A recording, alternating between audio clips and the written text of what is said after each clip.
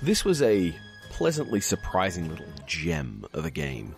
But before we talk about it and what makes it interesting, let's talk about philosophy engines. With the recent news that Beyond Good and Evil 2 is announced, again, I was struck by the notion that how what was once the domain of big publishers with big budgets is really now the kind of work best set to developers who are only just shy of the indie scene themselves. That is, the work of generating a game that would have once been a knock-your-socks-off genre leader in the 2000s is now within the grasp of small development teams, and I feel like those are the people who should be doing it. Beyond Good and Evil doesn't need AAA releases from the same people who were so lost as to what the game was about that they couldn't name the game the first time around. Why am I bringing this up here and now? It'll make sense by the end. I don't think I'm surprising anyone when I tell you that I'm just about old enough to have been a child when the first golden age of first-person shooters began. As id Software released their games, they created a particular play landscape that reflected the people making it, and everyone trying to follow along with id Software kind of copied a lot of the style, even if they often failed to encapsulate the philosophy in some ways. In Masters of Doom, David Kushner wrote about the way that the id Software development crew slowly turned from a wild, multi-directional game development studio to steadily becoming people who could enable the latest technological leap from John Carmack. Their earliest games featured mazes and platforming and stealth, but they were almost always about what John could squeeze from the latest thing, until the Wolfenstein engine came along, and along with it Doom, and then eventually Quake. You can chart along the line of these games the steady dissolution of the influence of some figures like Tom Hall, and eventually John Romero, until you hit the Quake 3 Carmack Singularity, a game laser-focused on producing an engine that could Bezier curve and blend and do the fast inverse square root, all in aid of, PvP shooting, I guess. If you read Masters of Doom, it's very easy to get the impression that Carmack is some kind of monstrous space brain that loves making computer game engines but doesn't have much time for computer games. And part of this plays out in how deeply Carmack feels a sort of coherent purism for design. In Quake 1, you might remember these little flaming torches. These things are the way they are because John Carmack didn't want to put anything in the game that could be a polygonal model that wasn't a polygonal model.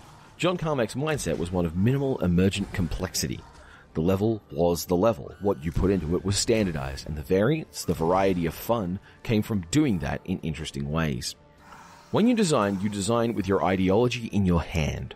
Games are philosophy engines. They express things you value and ideas you have, even if you don't realize you're doing that. What's more, when you play these games, you, even unconsciously, are absorbing and responding to those ideological perspectives. You might wind up developing an entire skill set that's there for a purpose you really don't understand, just as a byproduct of play. John Carmack didn't design the levels of Doom, Wolfenstein, or Quake. I mean, he did some, but mostly he was the engine and tools guy.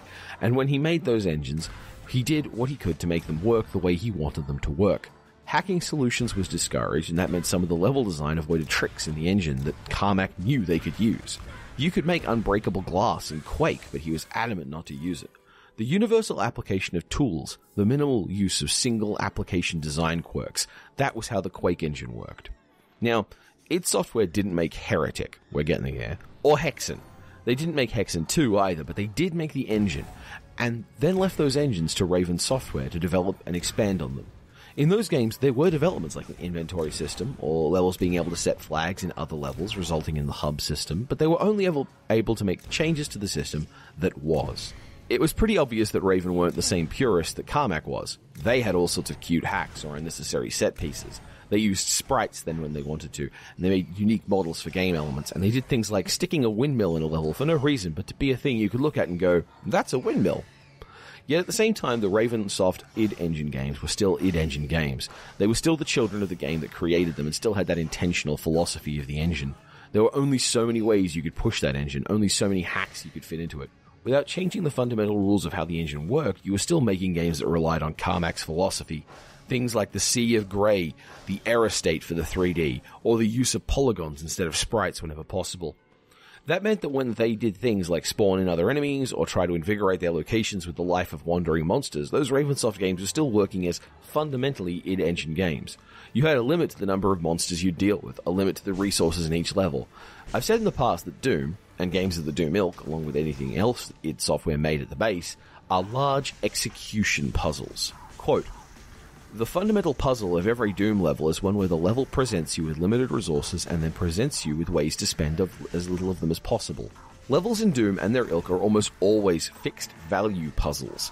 The amount of available health, ammunition, and monsters are all defined at the start of the game, and with a few exceptions like the Arc Vial and the Pain Elemental, that's it.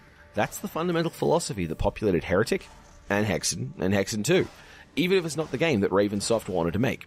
Fast forward 20 years. Ziggurat is a 2014 game developed by a small indie team in the north of Spain, and in the intervening 20 years, some parts of making a game got a lot easier. Making things look good got easier, and engines made by people without John Carmack's zealous standards got easier.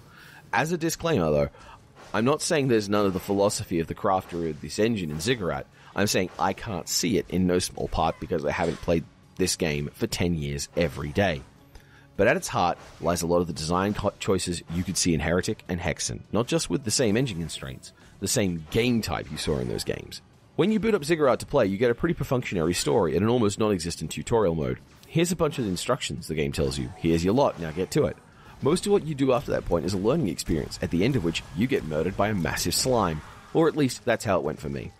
Ziggurat is a roguelike first-person shooter that wants to replicate the play experience of the most hectic moments of those old id Engine games, where you were playing a surprisingly short little murder goblin ricocheting around a space slightly out of scale for you on what must have been some variety of rocket shoes. The play experience back in the day was just a function of designing for PvP. You moved the speeds you did in id Engine games because your speed was primarily being measured against your own weapons. If you moved too fast in Doom, you'd run into your own rockets, and if you moved too slow, a rocket would be basically undodgeable. There was a careful fine-tuning between those to make it so escaping a rocket and its ensuing blast felt good. You were short because it was hard to make finely detailed spaces, and you didn't really have the time to invest in all that level design where you were churning out 30 levels on a 3-month timescale, and Tom Hall was quietly sulking off to go do something else with his life, the poor dude. But Ziggurat doesn't have the level design of those games. It's instead procedurally generated each time you play. You're dropped into a room and given a bunch of blank doors, and now that's your lot. Go forth and kill things until you're dead, or they are. The play experience is very pure, and it's very much video game. You get weapons that do various forms of blasty shooty, and monsters drop things that you can fighty looty, and you zip around the levels all scooty, and it's very pure in that regard.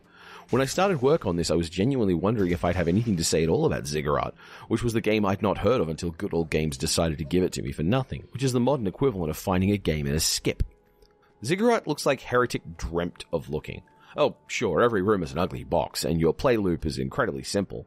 There's none of the doomish weaponry system, which I've waxed rhapsodic about in the past. You don't get the fun inventory or the riddling puzzles of trying to work out what the guillotine's meant to do, or where you get bones for grinding. It's fightbox design, the kind of design I mocked Bioshock Infinite for having. Yet, in Bioshock Infinite, they're trying to represent a real character interacting with a real world, where you at some points can climb up over things and pick locks, provided those locks are extremely specific large silver locks and the world you're in is given a sense of reality. In Ziggurat, you're dealing with floating weapons in cubic rooms and inexplicably violent carrots. When you get down to it, the id Engine first-person shooters were fundamentally fair games, even when the difficulty was ramped up. They operated on predictable, explicable rules, and all you had to do to beat them was to know the correct ways to do things in the correct order. Things could get out of hand massively, and that's where your ammo and health all became the sort of error zone for how badly things got out of hand. But in the end, they were all games which set out to be fair from the start. Ziggurat's a random dungeon generator with a shooting gallery in it. You might just get an awful buff in the first room and be unable to dodge flying enemies in the dark, or get hammered down by funguses because you can't run at all in this level. There is no promise or pledge from Ziggurat that it will be fair at all. It'll try, it'll give you rewards and loot, and it'll give you power-ups and perks, but underneath it all, under the surface resemblance to Heretic, Ziggurat is a game of a different philosophy engine. Is it Heretic with its designed levels and puzzle structures and its lore that was, admittedly a bit weakly, woven into the play experience? No. Goodness no. It's its own thing, made out of the shape and form of Heretic, taking a play experience and an aesthetic, but what you get out of it is a very different, very exciting beast. And I think that's really cool. What then for Beyond Good and Evil 2? See, I brought up the prequel that's got a 2 on the end, Jesus Christ, what's wrong with us, not because I wanted to give a AAA studio a kicking for trying to crowdsource a minimally paid labor when they themselves spent $1 billion for the plots of Assassin's Creed 1 to 3. I brought it up because right now Ubisoft are trying to convince us that Beyond Good and Evil is going to happen again, And all we have to do is to make sure it happens is believe and contribute free labor. And they, the AAA gaming studio, with all the money and resources and skills to have made it in the first place, will get around to crafting this game we're all sure we want now from those people. And that's when I'm reminded that Beyond Good and Evil was accidentally good. Thus, we come to the lesson of Ziggurat, of engines of philosophy.